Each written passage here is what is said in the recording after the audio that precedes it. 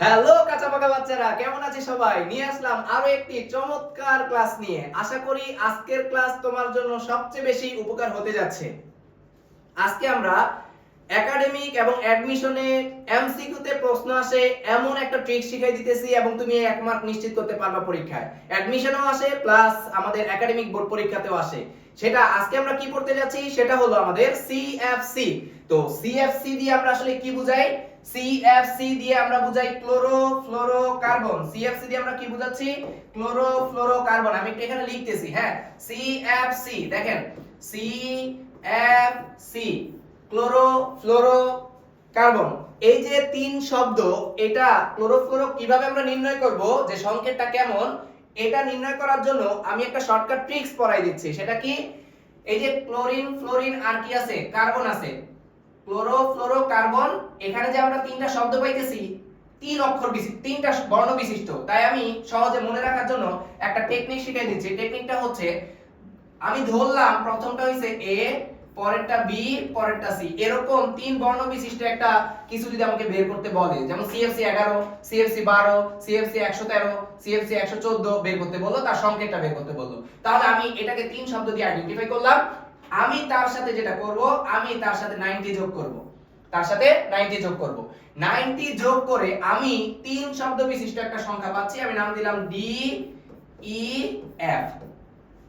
DEF, তিন শব্দ বিশিষ্ট তিনটা বর্ণ ডিইএফ। এবার আমরা একটু দেখব প্রথম শব্দটা দিয়ে আসলে কি বোঝাচ্ছে। হ্যাঁ, আমরা এখানে ডি দিয়ে বুঝাবো কার্বন সংখ্যা, ই দিয়ে বুঝাবো হাইড্রোজেন সংখ্যা, আর এফ দিয়ে বুঝাবো আমরা কি সংখ্যা? ফ্লোরিন সংখ্যা। ওকে, সি দিয়ে কার্বন সংখ্যা, এইচ দিয়ে কার্বন কি বলে ই দিয়ে আমরা বুঝাবো হাইড্রোজেন সংখ্যাটা, আর এফ দিয়ে আমরা বুঝাবো ফ্লোরিন সংখ্যাটা।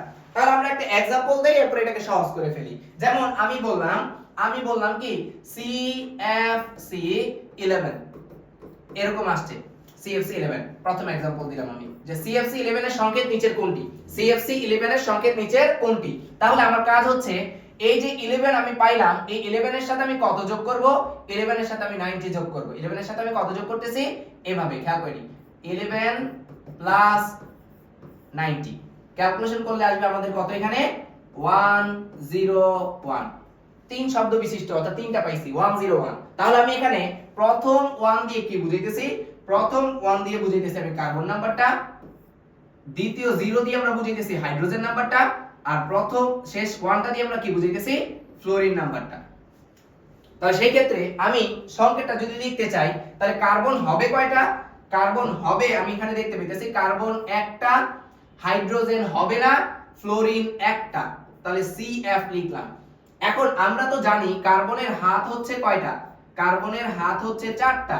তো একটা কার্বনের 4টা যদি হাত থাকে, একটা হাতে আমি দেখতে পাইতেছি একটা ফ্লোরিন হয়ে গেল। একটা হাতে কি দেখতে পেলাম? একটা ফ্লোরিন হয়ে গেল, অর্থাৎ একটা হাতে আমরা একটা ফ্লোরিন দেখতে পাচ্ছি। তাহলে বাকি যে হাতগুলো আছে, বাকি সেই হাতগুলোতে কি দিয়ে ফিল আপ করব? আমরা ক্লোরিন দিয়ে ফিল আপ করব। কি দিয়ে? ক্লোরিন দিয়ে ফিল আপ করব। অর্থাৎ আমি তাহলে উপরের সংকেতটাতে আমি কি লিখতে পারতেছি? কার্বন একটা, ফ্লোরিন একটা, আর বাকি হাতটা ক্লোরিন কয়টা? 3টা। কার্বন একটা, ফ্লোরিন একটা, ক্লোরিন 3টা। এই হইছে আমাদের কার সংকেত? এটা হইছে আমাদের CFC 11। CFC 11। অনেকে এই সংকেতটা এইভাবে না লিখে এটাও লিখতে পারে, কোনো সমস্যা নেই, যে সি ক্লোরিন কয়টা? 3টা, ফ্লোরিন কয়টা? একটা। এভাবে লিখলেও কোনো সমস্যা নাই। আমরা একটা শিখলাম। আমরা যদি এবার আরেকটাতে যাই, হ্যাঁ, আমরা এবার পরেরটাতে যাই। যেমন আমি 2 নাম্বার एग्जांपले কি দিলাম? আমি 2 নাম্বার एग्जांपले দিলাম CFC 12, এটা দিলাম। আমি তার সংকেতটা বের করতে চাচ্ছি CFC 12। তাহলে CFC 12 তার সংকেতটা যদি আমি বের করতে চাই, আমার কাজ হচ্ছে 12 এর সাথে কত যোগ করে ফেলা? 90 যোগ করে ফেলা। ক্যালকুলেশন করলে কত আসবে? এখানে আসবে 102 আসছে।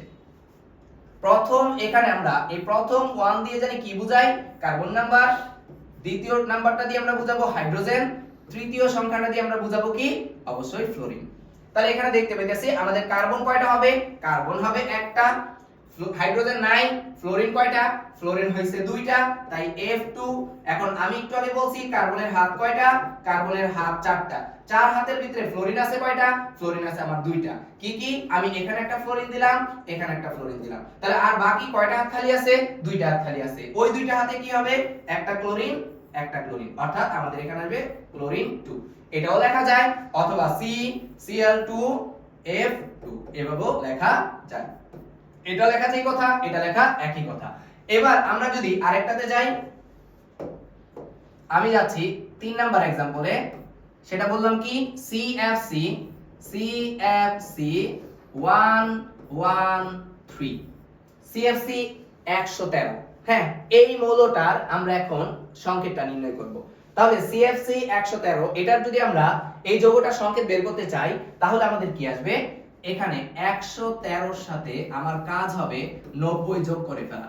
তাহলে 113 এর সাথে যদি আমি 90 যোগ করি, তাহলে আমার এখানে সংখ্যাটা দাঁড়াচ্ছে কত, অবশ্যই 203 দাঁড়াচ্ছে। কত আসছে, 203।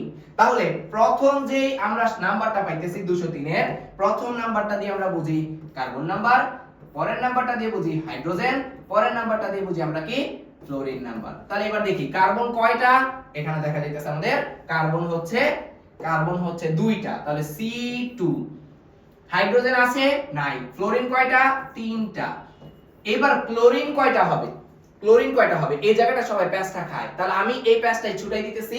সেটা কি, সেটা হচ্ছে আমি জানি এখানে কার্বন 2টা, তাহলে এই যে আমি একটা কার্বন দিলাম, 2টা কার্বন দিলাম।